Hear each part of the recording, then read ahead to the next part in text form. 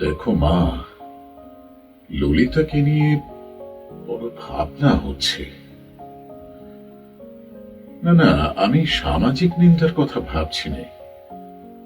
আমি কেবল ভাবছি, আচ্ছা, ললিতা কি ললিতা তো তার মনের কথা এখন তার নিজের কাছেও স্বীকার করতে চাইছে না। আচ্ছা আচ্ছা, তুমি কি বলো? বিনয়কে আমাদের পরিবারে যাতায়াত করতে দিয়ে এক্ষেত্রে কি কোনো অসুবিধার সৃষ্টি হলো? তবে কি ললিতার কোনো অনিষ্ট সাধন হবে? এসো মা, এসো। এসো মা ললিতা, এসো, বসো। ও বাড়ি থেকে আসার পর তোমার দিদির মনটা কেমন খারাপ, তাই আজ কেমন চুপচাপ হয়ে আছে। তুমি এসেছো মা, ভালোই হয়েছে। ও কি কথা, মেয়েদের স্কুল করবে?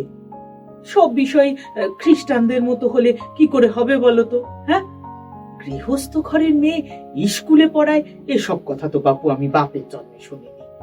এই বাড়িতে এত মেয়ে একসাথে এলে তারা কে কি কিরকম কে জানে বাপু। তোমাদের যত সব বাড়াবাড়ি, বুঝি না বাপু আমি এসব। শুনুন রবীন্দ্রনাথ ঠাকুরের উপন্যাস গোরা, শুধুমাত্র নটার গল্প ইউটিউব চ্যানেলে।